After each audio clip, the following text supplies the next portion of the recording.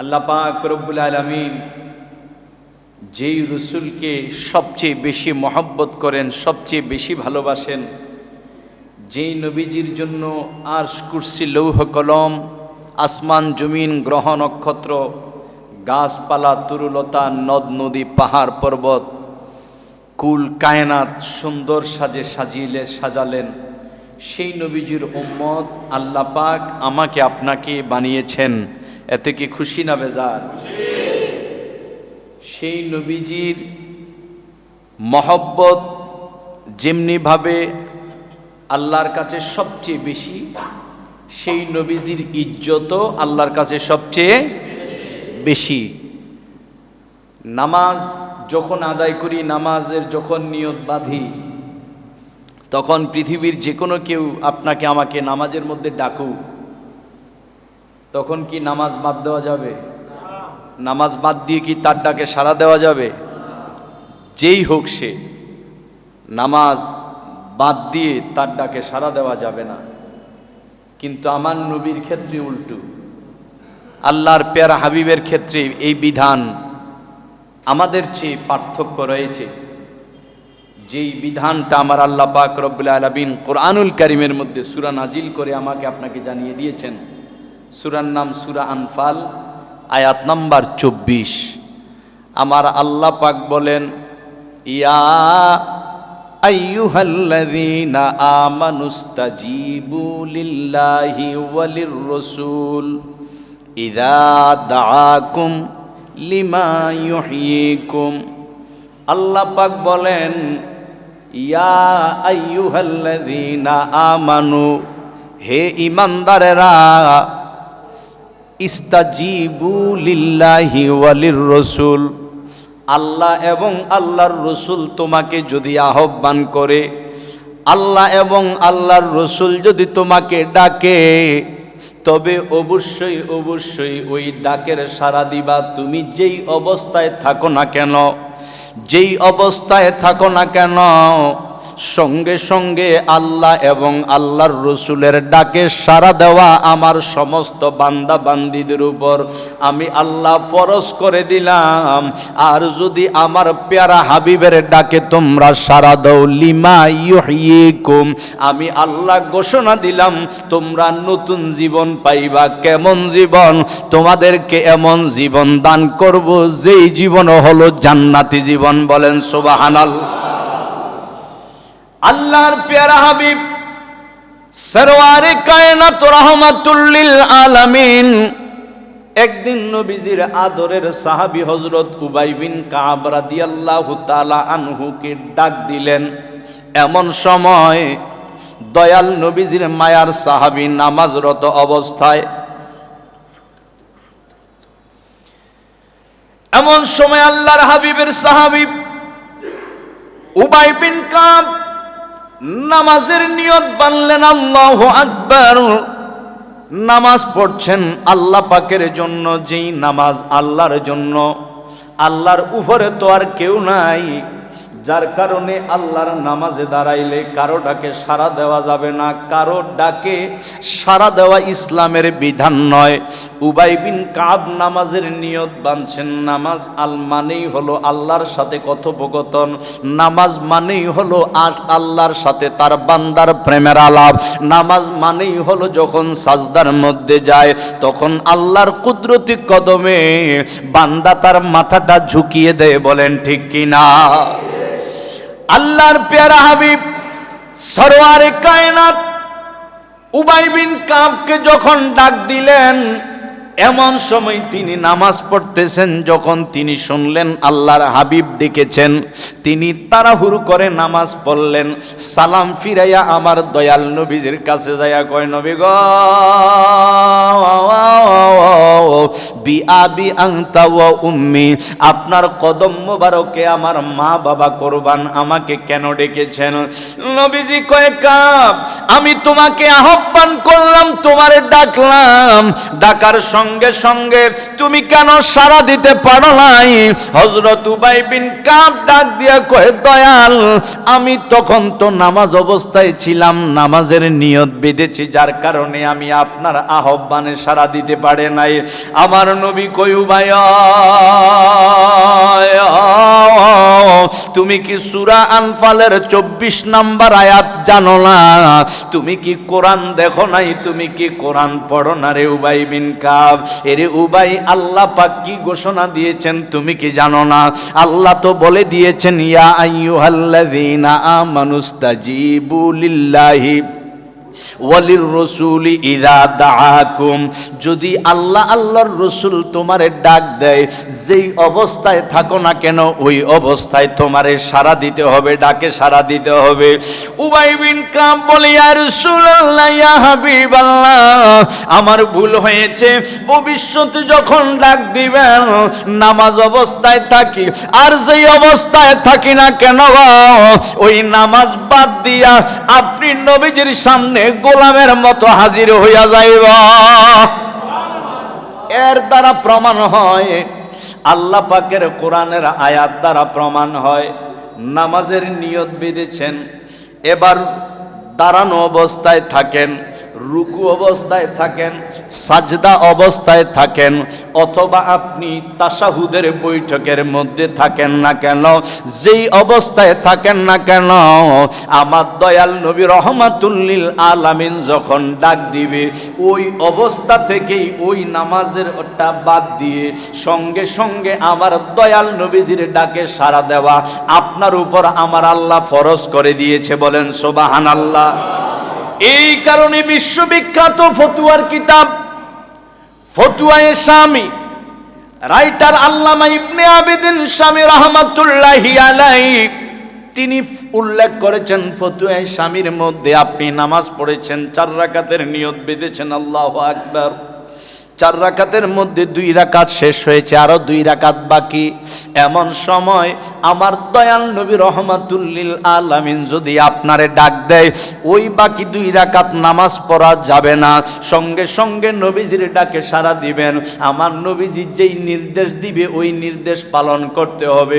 নবীজির কাজ যে করলেন, নবীজির সাথে কথা বললেন, এই 2 রাকাত নামাজ পড়ে বাকি আছে 4 রাকাতের মধ্যে আরো কয় রাকাত? 2 রাকাত শেষ, সালাম ফিরান নাই, 4 রাকাত নামাজ নবী রহমাতুল লিল আলামিন ডাক দিয়েছে।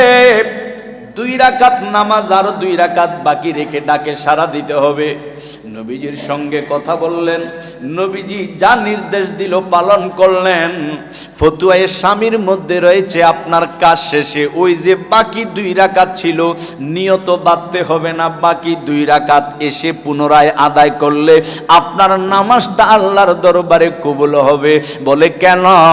বলে কারণ হলো আমার দয়াল নবী রহমাতুল লিল আলামিনের শরণ, আমার দয়াল নবী রহমাতুল লিল আলামিনের খেদমত, আমার দয়াল নবী রহমাতুল লিল আলামিনের সঙ্গে কথা বলাটাই হলো নামাজ। বলেন সুবহানাল্লাহ। অথচ এই পৃথিবীর যে কোনো কারো ডাকে আপনি যদি নামাজ থেকে নামাজ বাদ দিয়ে সারা দেন, নামাজটা থাকবে? নামাজ চলে যাবে। নামাজের নিয়ত বেঁধে কারো সাথে যদি কথা বলেন, নামাজ থাকবে? কিন্তু আমার নবীর ক্ষেত্রে আল্লাহ পাক উল্টো বিধান করে দিলেন যে আমার পেয়ারা হাবিব যখন ডাক দিবে নামাজ বাদ দিয়া আমার নবীজির আহ্বানে সাড়া দিয়ে কথা বলা ফরজ করে দিয়েছি। বলেন সুবহানাল্লাহ। এই জন্য আপনারা জানেন আল্লাহর পেয়ারা হাবিব সাল্লাল্লাহু আলাইহি সাল্লামের মহব্বতের সাহাবী যার নাম হচ্ছে হানজালা।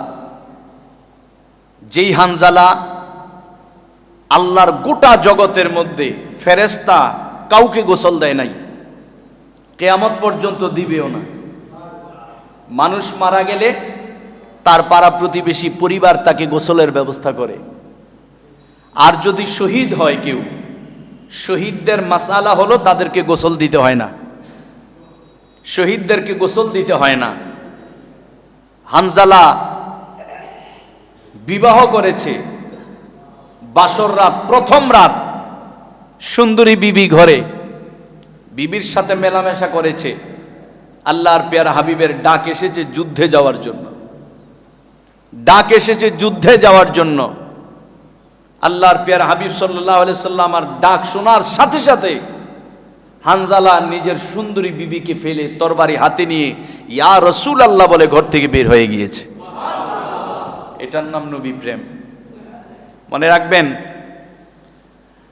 জীবনে কারো জন্য অনেকে অনেক কিছুই ত্যাগ করতে পারবেন, কিন্তু জীবন ত্যাগ করা বড় কঠিন। আপনার প্রিয় মানুষটার জন্য আপনি সম্পত্তি সব ব্যয় করে দিতে পারবেন, বাড়ি গাড়ি বিক্রি করতে পারবেন, ভিক্ষাও করতে পারবেন, মানহানি হোক সেটাও চিন্তা করবেন না, অনেক কিছু করতে পারবেন, কিন্তু যখন জীবন বের হয়ে যাবে এমন কাজ করতে হবে তার জন্য, তখন আপনার বিবেক আপনাকে বাধা দিবে। সব করতে পারি কিন্তু জীবন হারাতে পারি না। কিন্তু মনে রাখবেন, আপনি আমার নবীজির জন্য সব করতে পারবেন, জীবনটাও যদি দিতে না পারেন আপনি ঈমানদার না। আপনি আমার নবীজির জন্য ধরুন এই পৃথিবীতে যা আছে সব কিছু করতে পারবেন, কিন্তু জীবনটা দেওয়ার জন্য প্রস্তুত না। আমার নবীজি বলেন লা ইউমিন, তুমি মোমেন না। বুখারী শরীফের 15 নম্বর হাদিস। বুখারী শরীফের কত নম্বর হাদিস? আন আনাসিন রাদিয়াল্লাহু তাআলা আনহু قال قال رسول الله صلى الله عليه وآله وسلم لا يؤمن أحدكم حتى أكون أحب إليه من والده وولده والناس أجمعين। আমার দয়াল কয়রে উম্মত, হযরত আনাস রাদিয়াল্লাহু তাআলা আনহু থেকে হাদিসটার রওয়ায়াত। নবী কয় উম্মত রে, লা ইউমিনু আহাদুকুম হাত্তা আকুনা আহাব্বা ইলাইহি। আমি নবী কামলিওয়ালার ঘোষণা হলো, তোমাদের কেউ ঈমানদার হতে পারবে না, কেউ মুমিন হতে পারবে না, কেউ মুমিন মুকাম্মেল হতে পারবে না যতক্ষণ না আমি নবীজিকে তার ছেলে মেয়ে, বাবা মা, বন্ধু বান্ধব, পাড়া প্রতিবেশী, এমনকি যত মানুষ রয়েছে সন্তান সন্ততি সহ সকল মানুষের চেয়ে, এমনকি নিজের জীবনের চেয়ে আমি নবীজির যতক্ষণ বেশি ভালো না বাসবা ততক্ষণ পর্যন্ত লা ইউমিনু আহাদুকুম, তোমাদের কেউ ঈমানদার হতে পারবে না। বলেন সুবহানাল্লাহ। বুখারী শরীফের হাদিস। আল্লাহর প্যারা হাবিব সাল্লাল্লাহু আলাইহি ওয়া আলিহি ওয়াসাল্লাম সাইয়েদনা হযরত ওমর ফারুক রাদিয়াল্লাহু তাআলা আনহুর হাত মোবারক ধরে আছেন। আমার নবীজি জিজ্ঞেস করেন, ওমর রে, আমি নবীজিকে তুমি কেমন মহব্বত করো, কেমন ভালোবাসো? হযরত ওমর কয়, নবী গো, ইয়া রাসূলুল্লাহ, ইয়া হাবিবাল্লাহ, ওগো দয়াল রাহমাতুল লিল আলামিন, আমার বিবিরে যত ভালোবাসি আমনেরে তার চেয়ে বেশি ভালোবাসি, আমার মায়েরে যত ভালোবাসি তার চেয়ে বেশি ভালোবাসি। নবী গো, আপনাকে একটা মন্দ কথা বলার কারণে আমার বাবার দেহ থেকে আমি তার মাথা 2 টুকরা করে ওই মাথা আপনার কদম মোবারকে জমা দিয়েছি। ইয়া রাসূলুল্লাহ, আপনাকে যদি বাবার চেয়ে বেশি ভালো না বাসতাম এই কাজটা আমার দ্বারা সম্ভব হইতো না। ওগো দয়াল, সুতরাং বাবার চেয়ে আমনে নবী রাহমাতুল লিল আলামিনকে বেশি ভালোবাসি। নবী গো, আমার যত ধন দৌলত সম্পদ আছে সব কিছুর চেয়ে আপনাকে বেশি ভালোবাসি। এবার নবীজি উল্টা প্রশ্ন করলেন, ওমর, তুমি তোমার ছেলে মেয়ে, বাবা মা, বিবি সহ দুনিয়ার সমস্ত মানুষের চেয়ে ধন দৌলতের চেয়ে আমাকে বেশি মহব্বত করো। এরে ওমর, আমি জানতে চাই তোমার জীবনের চেয়ে বেশি ভালোবাসো কিনা রে ওমর? হযরত ওমর কয়, ইয়া রাসূলুল্লাহ, আমি যদিও কুল কায়নাতের সব কিছুর চেয়ে বেশি আপনি রহমাতুল লিল আলামিনকে মহব্বত করি গো নবী, তবে আমার জানের চেয়ে আপনাকে বেশি ভালোবাসি না। নবী গো, আমার জীবনই তো আমার সবচেয়ে বেশি আপন গো নবী। আমার নবী কয়, ওমর রে, এখনো তুমি ঈমানদার হইতে পারো নাই, অথচ ওমর 5 ওয়াক্ত নামাজ আদায় করতো কিনা?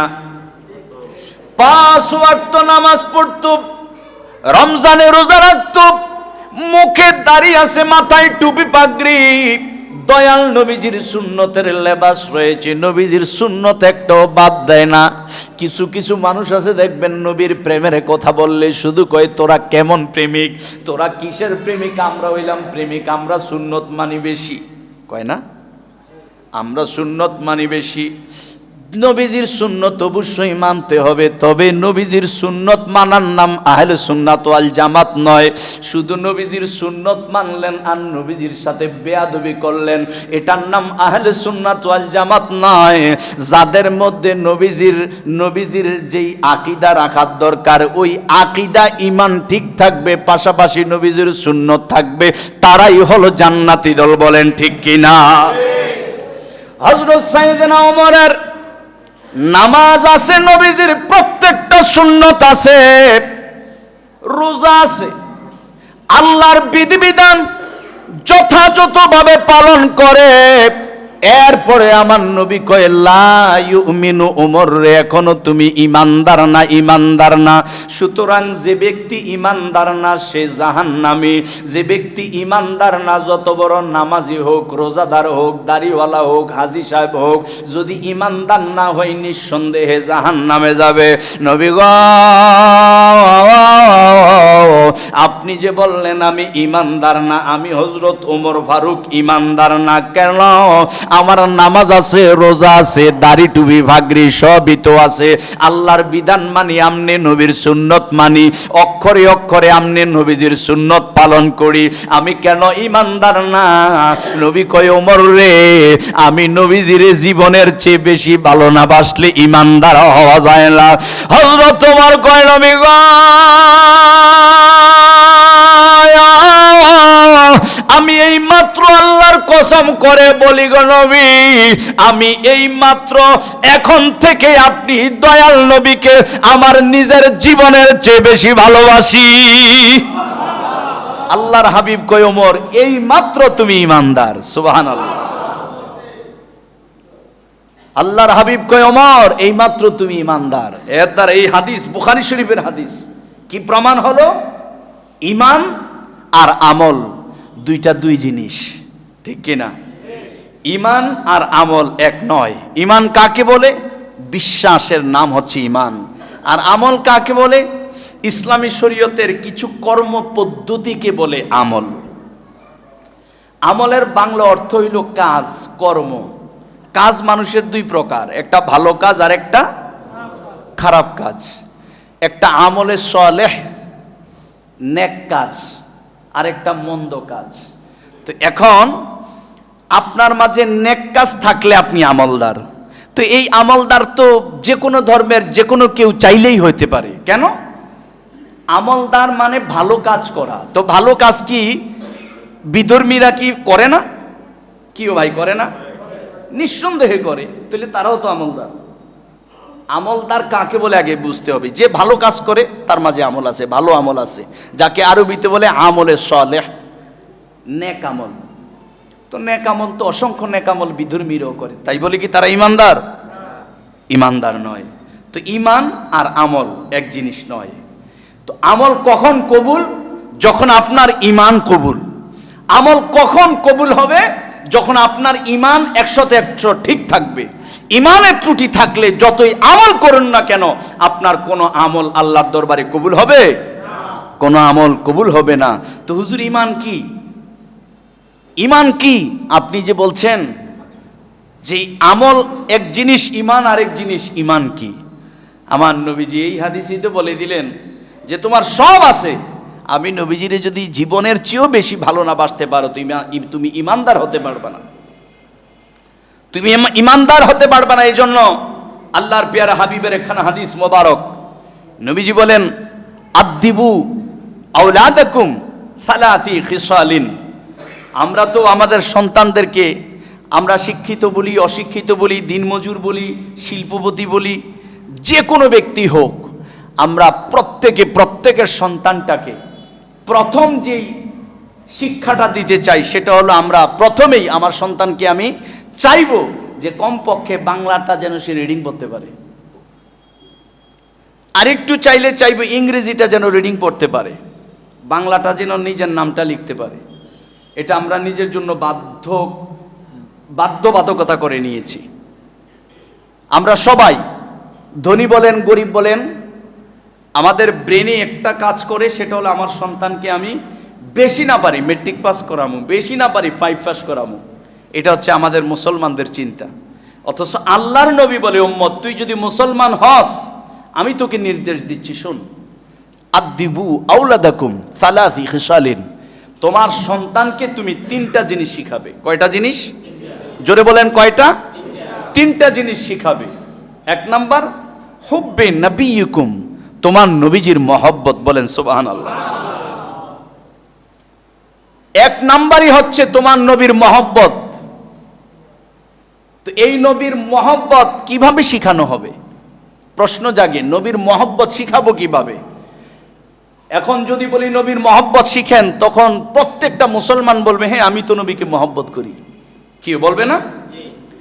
একদম যে 1 ওয়াক্ত নামাজ পড়ে না, ওই ব্যক্তিও বলবে। আমি যদি বলি যে ভাই নবীজির মহব্বত শিখতে, নবীজি বলেছেন বুখারী শরীফে, আপনি নবীজির মহব্বত শিখেন, সে বলবে শিখবো কি, আমি তো নবীকে ভালোবাসি। এটা মিথ্যা। ভালোবাসি বললেই ভালোবাসা হয় না। আমি আপনার বাবাকে থাপ্পড় দিয়েছি, আমি যদি দিই 1 থাপ্পড়, আপনি আমারে দিবেন 5 থাপ্পড়। কেন? আপনি আপনার বাবাকে ভালোবাসেন, এটাই বাস্তব। আপনার মা যিনি গর্ভে ধরেছে, ওনাকে আমি লাথি দিয়েছি। আমি কি খতিব সাহেব না ইমাম সাহেব না কে, আপনার দেখার টাইম নাই। আপনার মারে 1 লাথি দিলে আপনি আমারে 10 লাথি দিবেন, যদি সুসন্তান হন। যদি সুসন্তান হন, তো তুমি কেন আমারে লাথি দিলে? আমি কি তোমারে লাথি দিছি? কয় আমারে দেশ নাই, আমারে দিতি ভালো ছিলি। আমারও দিতি, একটা কেন 10টা দিলেও আমি খতিব হিসেবে মাফ করতাম। কিন্তু আমার মারে লাথি দিয়েছ, আমার মাকে আমি সবচেয়ে বেশি ভালোবাসি, সুতরাং মাকে 1 লাথি দিয়েছ, এর বদলে আমি তোমারে 10 লাথি দিয়ে প্রমাণ করেছি যে আমি আমার মাকে তোমার চেয়ে বেশি ভালোবাসি। তো আচ্ছা আসেন আমার নবীর ক্ষেত্রে।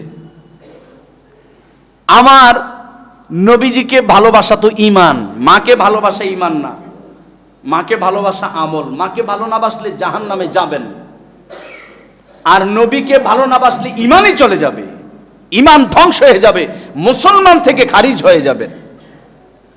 তো মাকে বকা দেওয়াতে, বাবাকে বকা দেওয়াতে, বাবা মাকে আঘাত করাতে তোমার কলিজায় আঘাত লেগেছে, যার কারণে প্রতিহত করেছো, প্রতিবাদ করেছো। তোমার মা বাবাকে মন্দ বলাতে তোমার কলিজায় লেগেছে।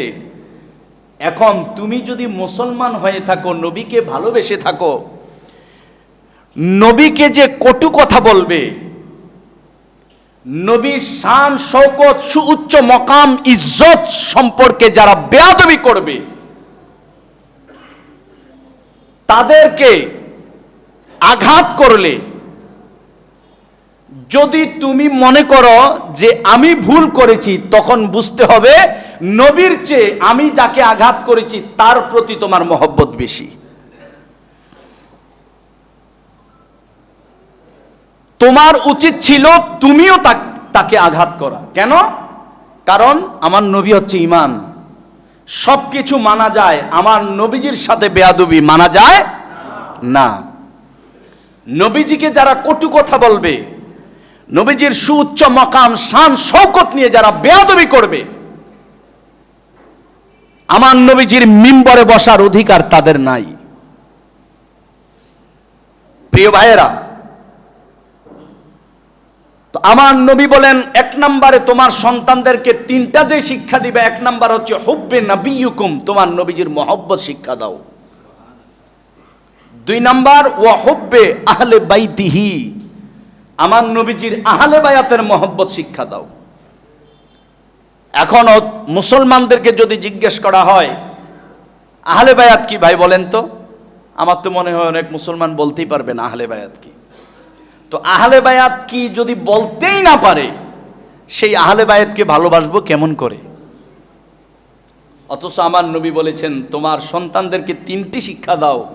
1 নাম্বার তোমার নবীজির মহব্বতের শিক্ষা, 2 নাম্বার নবীজির আহলে বায়াতের মহব্বতের শিক্ষা, 3 নাম্বার ওয়া কিরাআতিল কোরআন, কোরআন শরীফের তিলাওয়াতের শিক্ষা তোমার সন্তানদেরকে দাও। বলেন সুবহানাল্লাহ।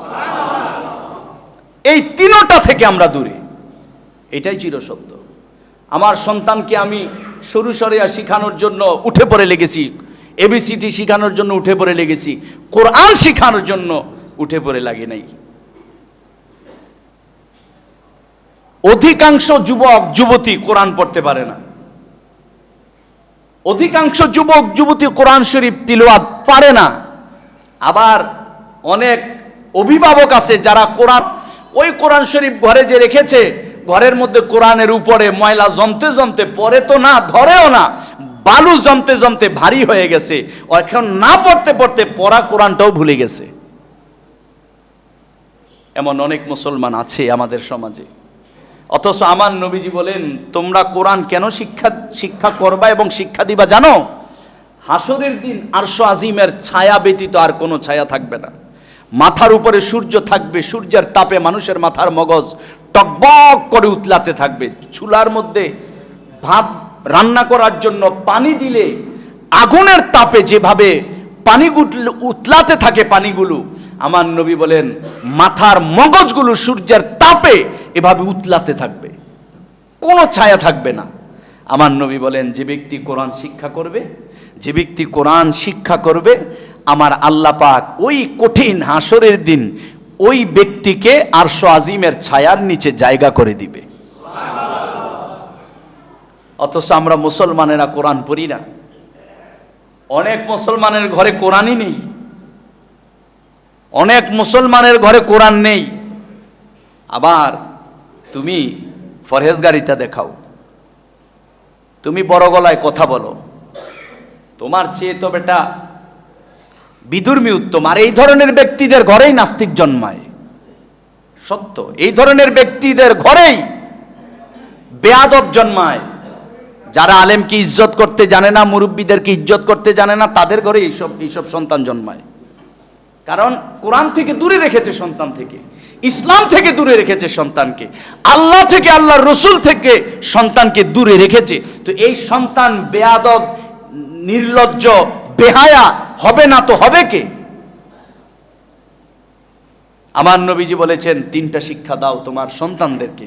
সুতরাং মনে রাখবেন প্রিয় ভাই, আপনি মুসলমান হিসেবে আমার নবীর নির্দেশ, তিনটা শিক্ষা সন্তানকে দিতেই হবে।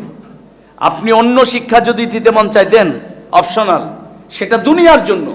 কিন্তু কবর, হাসর, মিজান, ফুলসিরাতের জন্য যে শিক্ষাটা আপনার দরকার, সেটা হলো এই তিনটা শিক্ষা। সালাসি খিসালিন হুব্বি নবিয়িকুম ওয়া হুব্বি আহলে বাইতিহি ওয়া কিরাআতিল কোরআন। নবীজির মহব্বত, আহলে বায়াতের মহব্বত এবং কোরআন শরীফের তিলাওয়াত, এই তিন শিক্ষা তোমার উম্মত, তোমার সন্তানদেরকে দাও। অথচ এখন সেই নবীজির মহব্বত আর সেই আহলে বায়াতের মহব্বতের শিক্ষা কেউ দিতে গেলে কিছু মানুষ মনে করে এটার নাম বাড়াবাড়ি। কিছু মানুষ মনে করে এটার নাম বাড়াবাড়ি। হুজুর, আপনি নামাজের শিক্ষা না দিবেন, রোজার শিক্ষা না দিবেন, এগুলো দরকার আছে? অনেকের ব্রেন এটা কাজ করে, অনেকে বলে এটাই। আরে বেটা, এটা আমার নবীরই ঘোষণা, তিনটা শিক্ষা দাও। তোর মধ্যে এক নাম্বার যে শিক্ষা, সেটা হচ্ছে আমার নবীর মহব্বত। দুই নাম্বার যে শিক্ষা, সেটা হলো আহলে বায়াতের মহব্বত। যারা নবীজির প্রেম শিক্ষা দানে, আহলে বায়াতের প্রেম শিক্ষা দানে বাধা প্রয়োগ করবে, বুঝতে হবে সে ওই 72 জাহান্নামী ফেরকার অন্তর্ভুক্ত। দেখেন হযরত হানজালা, বাসর ঘর সুন্দরী বিবি, যেই কথাটা বলছিলাম, সুন্দরী বিবি, বাসর রাত পৃথিবীতে মানুষের জীবনে একবার আসে। এই বাসর ঘর স্ত্রীর সাথে মেলামেশা করেছে। আল্লাহর হাবিব ডাক দিয়েছেন যুদ্ধের জন্য। সাধারণ ডাক না, এমন ডাক, যুদ্ধ মানে জীবন দেয়া। কারণ কেউ যখন যুদ্ধে যায়, সে প্রস্তুতি নিয়ে যায়, হয়তো আমি আর ফিরবো না। হযরত হানজালা তরবারি নিয়ে চলে যাচ্ছে, ওনার বিবি ডাকছে, স্বামী আপনি কি ভুলে গেছেন? আপনি আজকে বাসর ঘর করেছেন, আমার সাথে বাসর করেছেন। যদি আপনি শহীদ হন, আপনাকে তো গোসল দেওয়া হবে না, কারণ শহীদদেরকে গোসল দেওয়া হয় না, বিনা গোসলে শহীদদেরকে দাফন করা হয়। ওগো হানজালা, আপনার উপর গোসল ফরজ, ফরজ গোসলটা করে যান। হযরত হানজালা বলে, বিবি গো, আল্লাহর হাবিব ডাক দিয়েছেন। আল্লাহ কোরআনে বলেছেন, ইয়া আইয়ুহাল্লাযীনা আমানুস্তাজিবু লিল্লাহি ওয়ালির রাসূলি ইযা দাআকুম। আল্লাহ বলেছেন, আল্লাহর রাসূল ডাক দিলে সাথে সাথে ডাকে সাড়া দাও। এখন আমি যদি গোসল করতে যাই আমার তো দেরি হয়ে যাবে, সুতরাং আল্লাহর হাবিবের ডাকে আমি বিন্দু মাত্র দেরি করতে চাই না। আর এজন্য যদি আমি অপবিত্র হওয়ার কারণে জাহান্নামে যেতে হয়, আমি হানজালা নবীর মহব্বতে জাহান্নামেও যেতে প্রস্তুত। বলেন সুবহানাল্লাহ। প্রেম দেখেছেন নবীর প্রেম কাকে বলে? তিনি জানেন গোসল দেওয়া হয় না, অপবিত্র দেহ। তো অপবিত্র দেহ তো জান্নাতে যায় না, জান্নাতে যাবে পবিত্র দেহ। তিনি বলছেন, আমি গোসল করতে গেলে তো দেরি হবে। আমার নবী ডাক দিয়েছেন, আর এই দেরিটা আমার পক্ষে সম্ভব না। তিনি যুদ্ধ করলেন। যুদ্ধ শেষে আমার নবীজি বলেন, যারা শহীদ হয়েছে তাদের দেহগুলো একত্রিত করো। সবার দেহ একত্রিত করলো, কিন্তু একজনের দেহ পাওয়া যাচ্ছে না, সেটা হচ্ছে হযরত হানজালা। বলেন সুবহানাল্লাহ। হানজালা তো শহীদ হলো, দেহ গেল কই? আল্লাহর হাবিব সাল্লাল্লাহু আলাইহি সাল্লাম উপরের দিকে তাকিয়ে দেখে আসমানের ফেরেশতারা হানজালাকে এখান থেকে উঠিয়ে, আসমানের ফেরেশতারা ওই যে ফরজ গোসল করে নাই, ফেরেশতারা হানজালাকে গোসল দিচ্ছে। বলেন সুবহানাল্লাহ। লাশ যখন এখানে আনা হলো, একত্রিত করা হলো, দেখলো হানজালার বাবরি চুল থেকে, দাড়ি থেকে টপকে টপকে পানির ফোঁটাগুলো পড়তেছে। সুবহানাল্লাহ। এজন্য বলেছি, আল্লাহর জগতে সৃষ্টির শুরু থেকে এ পর্যন্ত নয়, কিয়ামত পর্যন্ত একমাত্র এক ব্যক্তিকে ফেরেশতারা গোসল দিয়েছে মৃত্যুর পর, ওফাতের পর, তিনি হচ্ছেন হানজালা। আর এই হানজালা এমন সম্মান কেন পেলেন? একমাত্র আমার নবীজির মহব্বতের কারণে। বলেন সুবহানাল্লাহ। তহাবি শরীফের হাদিস, তহাবি শরীফ গোসল অধ্যায় খোলেন, তহাবি শরীফের মধ্যে আছে, নবীজির একজন সাহাবী স্ত্রীর সাথে মিলন করছে, মেলামেশা করছে। এমন সময় আল্লাহর হাবিব দরজাতে নক করলেন। এমন একটা মুহূর্তে, এমন একটা সময়, এবং কিতাবের মধ্যে আছে, সরার কিতাবে, যে উনি মেলামেশা করছেন, বীর্য বের হয় নাই। আল্লাহর হাবিবের ডাক দিয়েছেন, ডাক শোনার সাথে সাথে স্ত্রী থেকে আলাদা হয়ে ইয়া রাসূলুল্লাহ বলে দরজা খুলে দিয়েছেন। বুঝার জন্য বলছি যে সব কিছুর চেয়ে আমার নবীকে অগ্রাধিকার দিতে হবে। সব কিছুর চেয়ে আমার নবীজির মহব্বত আপনার দিলটার মধ্যে থাকতে হবে বেশি, তবে আপনি ইমানদার। ওনাকে একটু বিচলিত দেখে আমার নবীজি বললেন, আমি মনে হয় তোমাকে বিপদে ফেলে দিয়েছি। তখন তিনি এই কথাটা খুলে বললেন, কারণ সাহাবে কেরাম নবীজির কাছে সব কিছু বলতেন। তখন নবীজি খুশি হলেন, মুচকি হাসি দিয়ে বললেন, যাও গোসল করে আসো। নবীজির প্রেম, মহব্বত সাহাবীদের অন্তরে কতটা ছিল আপনি চিন্তা করলেন। তিনি তো 2 মিনিট লেট করলেও পারতেন, যে নবীজি ডাক দিয়েছে, সমস্যা কি, 1 মিনিট দাঁড়াবে।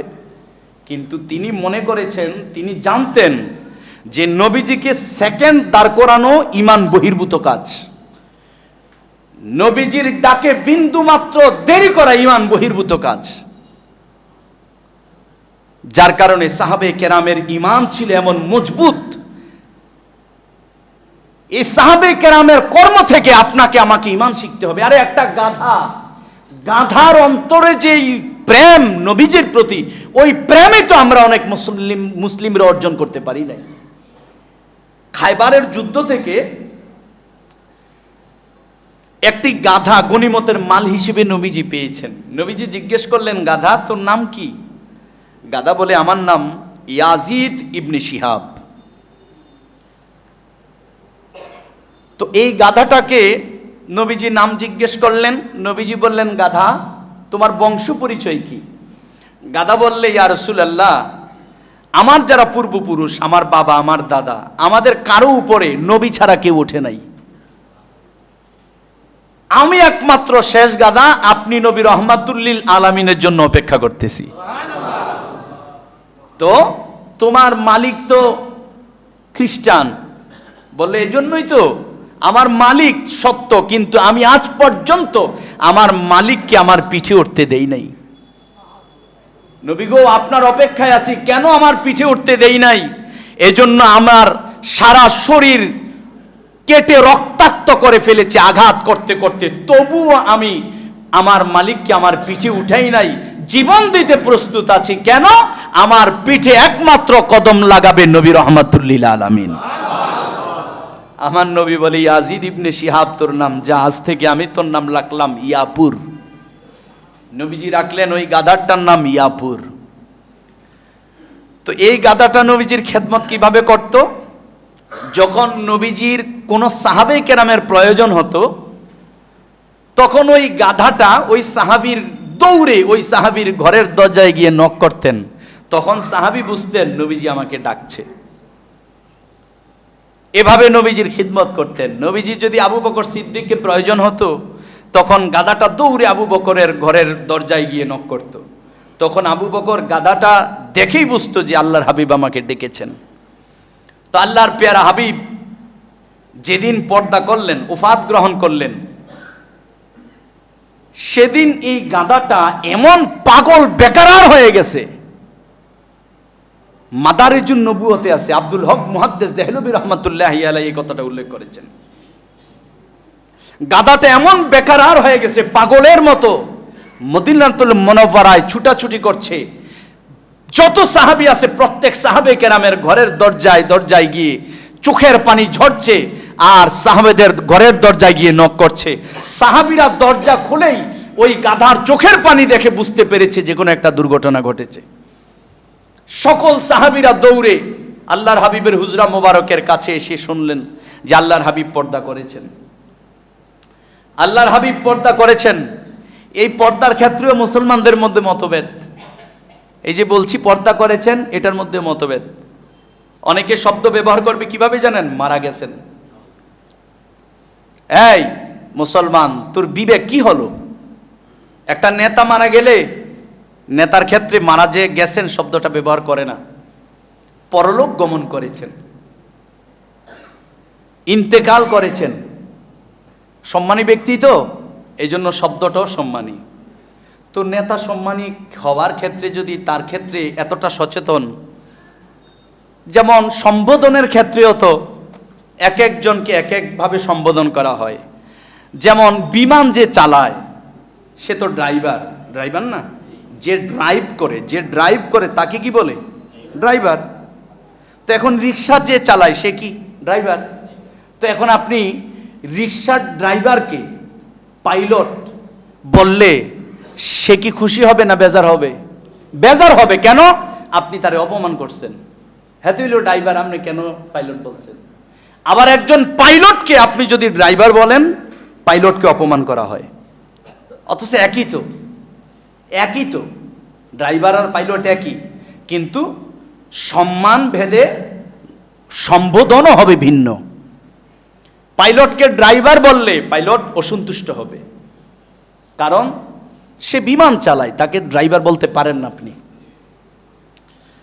আপনি চেয়ারম্যানকে সম্বোধনের ক্ষেত্রে জনাব চেয়ারম্যান সাহেব, কিন্তু আবার স্পিকারের ক্ষেত্রে জনাব স্পিকার বলা যাবে না। আজ থেকে মনে হয় 20 বছর আগে আমি এক সংসদ ভবনের অধিবেশনে আমি দেখেছি এক এমপি জনাব বলার কারণে কতদিনের জন্য জানি ওনার এই সংসদে আসা বহিষ্কৃত হয়েছে। তো স্পিকারকে জনাব নয়, স্পিকারকে বলতে হবে মাননীয় স্পিকার, একই তো। কিন্তু জনাব না বলে মাননীয় বলতে হবে কেন? তিনি স্পিকার। আর চেয়ারম্যানকে জনাব বলতে হবে কারণ তিনি এই সম্বোধনের উপযুক্ত। দুনিয়ার হিসাবটা যদি এভাবে বুঝলেন, আমার নবী রহমাতুল্লিল আলামিনের ক্ষেত্রে হিসাবটা কেন বুঝলেন না আপনি? আল্লাহ কোরআনে বলেন, ওয়ালা তাকুলু লিমান ইউকতালু ফি সাবিলিল্লাহি আমওয়াত বাল আহইয়া।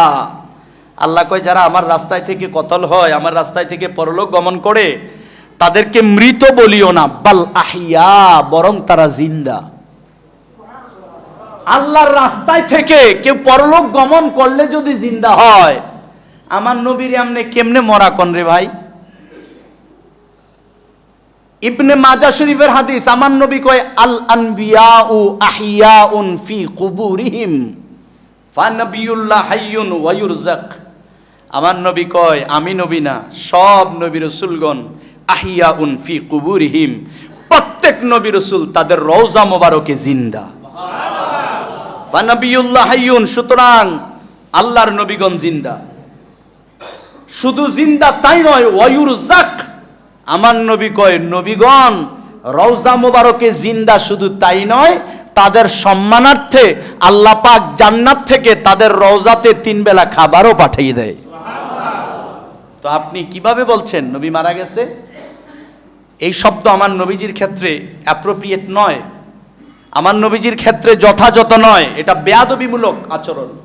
ইন্তেকাল, আপনি সাধারণ ব্যক্তি মারা গেলে বলেন ইন্তেকাল। ইন্তেকাল মানে কি বুঝেন? স্থানান্তর, স্থানান্তরিত হওয়া, এক জগৎ থেকে আরেক জগতে স্থানান্তরিত হওয়া, এটাকে বলে ইন্তেকাল।